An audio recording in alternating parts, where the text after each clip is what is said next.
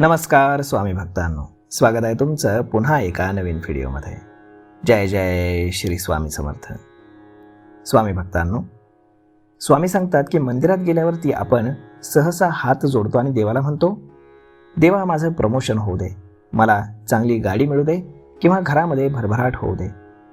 परंतु भगवान विष्णूंनी असं सांगितलंय की देवदर्शनाचा खरा हेतू केवळ भौतिक सुख मिळवणं नसून आपल्या आत्मिक प्रगतीसाठी विशिष्ट देवांकडे विशिष्ट गोष्टी मागणं हा आहे. अनेकांना असं वाटतं की देवाला आपण जे मागू ते मिळतं, पण आपण काय मागतो यावरती आपली पात्रता ठरत असते.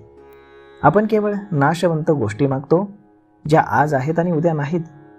पण कोणत्या देवाकडनं काय प्राप्त करून घ्यावं याचंही एक शास्त्र आहे. तर मग चला जाणून घेऊयात की कुणाकडे काय मागावं. आता पहा, विघ्न दूर करण्यासाठी गणेशाची पूजा करावी. आयुष्यातील अडथळे दूर व्हावेत हीच गणेशांकडे आपली मागणी असावी. त्यानंतर पापाच्या विनाशासाठी आणि अंतर्बाह्य शुद्धीसाठी सूर्याची उपासना करावी. त्यानंतर स्वतःच्या आत्मशुद्धीसाठी अग्नीची पूजा करावी. मोक्ष किंवा जन्ममृत्यूच्या फेऱ्यातनं सुटण्यासाठी भगवान विष्णूंची भक्ती करावी. आत्मज्ञानासाठी आणि सत्य समजून घेण्यासाठी भगवान शंकरांची उपासना करावी. तर बुद्धीच्या विकासासाठी आणि विवेक जागृत करण्यासाठी आदिशक्ती पार्वती आणि शिवांची पूजा करावी. तर मग मित्रांनो, आपण जेव्हा मंदिरात जातो तेव्हा आपली मानसिकता एका मागणीदाराची असते. आपण ईश्वराशी सौदेबाजी करतो, पण विचार करा, ज्यानं हे पूर्ण विश्व निर्माण केलंय त्याला तुमचं घर, गाडी किंवा पैशांची गरज नाही आहे, पण तो आपल्या पलीकडलं काही देऊ इच्छितो आपल्याला.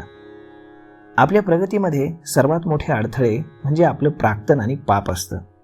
आणि म्हणून गणपतीकडे विघ्नहर्ता म्हणून आणि सूर्याकडे पाप विनाशक म्हणून प्रार्थना करावी. जेव्हा पाप आणि अडथळे दूर होतात तेव्हा प्रगतीचे मार्ग आपोआप खुले होतात. पैसा असूनही जर बुद्धी नसेल तर तो पैसा टिकत नाही. आणि म्हणून भगवान शंकरांकडे ज्ञान आणि देवीकडे तीव्र बुद्धी मागावी. हे दोन गुण जर असतील तर तुम्ही जगात कुठेही सुखी राहू शकता. आणि सगळी सुख उपभोगल्यानंतर शेवटी मन अशांतच राहतं.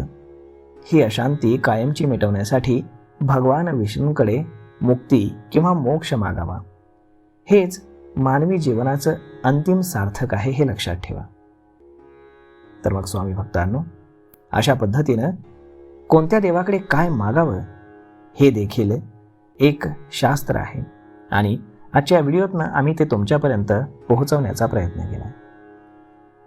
तर मग स्वामी भक्तांनो, हा व्हिडिओ, ही माहिती तुम्हाला कशी वाटली हे तुम्ही आम्हाला कमेंट करून नक्कीच सांगा. आणि जर आवडली असेल तर आपल्या जवळच्या मित्रमंडळींसोबत देखील हा व्हिडिओ तुम्ही शेअर करायला विसरू नका. धन्यवाद.